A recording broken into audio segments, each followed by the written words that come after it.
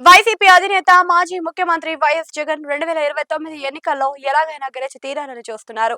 ఒక విధంగా చూస్తే పార్టీకి ఎన్నికలు జీవన్మరణ సమస్యగా మారనున్నాయని అంటున్నారు. ఈ ఎన్నికల్లో కూడా వైసీపీ ఓటమి పాలు అయితే 2034 వరకు పార్టీ నిలిచి గెలిచే అవకాశాలైతే ఏ మేరకు ఉంటాయన్న చర్చ ఉండనే ఉంది. అందుకే ఈసారి గెలుపు గుర్రాన్ని 6 అయినా ఎక్కాల్సిందే అన్నది వైసీపీ అధినేత పట్టుదలగా ఉంది. దానికోసం ఆయన అనేక వ్యూహాలతో సిద్ధంగా ఉన్నారు. దానిలో ఒకటిగా ముందస్తు ప్రయోగం చేయడానికి చూస్తున్నారు అని అంటున్నారు. ఇది ప్రచారంలోకి వచ్చిన విషయంగా కూడా ఉంది. ఏపీలో మొత్తం 175 అసెంబ్లీ సీట్లు ఉన్నాయి. ఇందులో సగానికి పైగా సీట్లలో ముందస్తుగా అభ్యర్థులను ప్రకటించాలని జగన్ ఆలోచిస్తున్నారు అన్నది కూడా ప్రచారంలో ఉన్నమాట. అంటే 90 దాకా సీట్లలో అభ్యర్థులను 3 ఏళ్లకు ముందే ప్రకటిస్తారు అన్న మాట కూడా ఉంది. ఆ విధంగా చేయడం ద్వారా ఆయా నియోజకవర్గాల్లో ఇప్పటి నుంచే వారు కష్టపడి పనిచేస్తారు అని గ్రాఫ్ రూట్ లెవెల్ నుంచి నియోజకవర్గం వరకు ఖర్చులు, ప్రయాసాలు, సాధక బాధలు వారే పడతారు అని వైసీపీ అధినాయకత్వం భావిస్తుంది.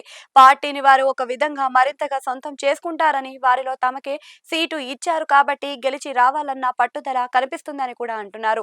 అందుకే ఎంపిక చేసిన నియోజకవర్గాల్లో ముందస్తుగా అభ్యర్థుల ప్రకటన ఉంటుందని అంటున్నారు. ఏ పార్టీలో అయినా 25% టికెట్లు ఎప్పుడు కొందరు సీనియర్లకు ఖచ్చితంగా ఇస్తారు. అలా వైసీపీలో కూడా సీనియర్ నేతలు, మాజీ మంత్రులకు టికెట్లు ఏటూ ఖరారు చేస్తూ ఉంటారు. అది అఫీషియల్ గా ప్రకటిస్తే వారితో పాటు క్యాడర్ లోనూ కొత్త ఉత్సాహం వస్తుంది అని, ఫలితంగా వారంతా ముందుకు వచ్చి పని చేస్తారని హైకమాండ్ ఊహిస్తుంది అని అంటున్నారు. వీరితో పాటు మరో 25% మందిని బలం ఆధారంగా సామాజిక వర్గం సమీకరణలు, ఇతర లెక్కలు చూసుకొని ఎంపిక చేస్తే సగానికి సగం ఏపీలో ముందస్తుగానే వైసీపీ అభ్యర్థులను ప్రకటించినట్లుగా అవుతుందని భావిస్తున్నట్లుగా తెలుస్తుంది.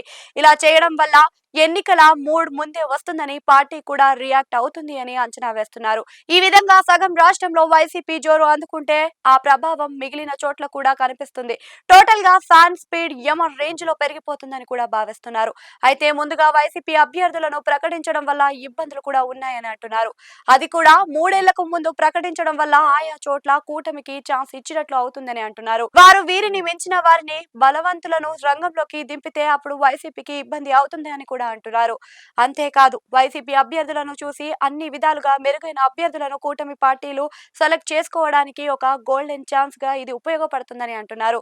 మరోవైపు చూస్తే సొంత పార్టీలోనే ఈ నిర్ణయం వల్ల చాలా మంది ఆశావాహులు కూడా డీలా పడిపోవచ్చు అని, వారు కూడా 3 ఏళ్లకు ముందే వైసీపీని వీడి ఇతర పార్టీలకు చేరేందుకు యత్నించవచ్చు అని కూడా, అది వైసీపీకి బూమరాంగ్ అవుతుందని కూడా అంటున్నారు. అయితే ఈ ముందస్తు ప్రయోగం మీద వైసీపీలో అయితే ఇంకా తర్జన భర్జన పడుతున్నారు. కానీ నిర్ణయానికి రాలేదు అని అంటున్నారు. చూడాలి మరి ఈ ప్రచారం ఏ విధంగా ముందుకు సాగుతుందో అనేది.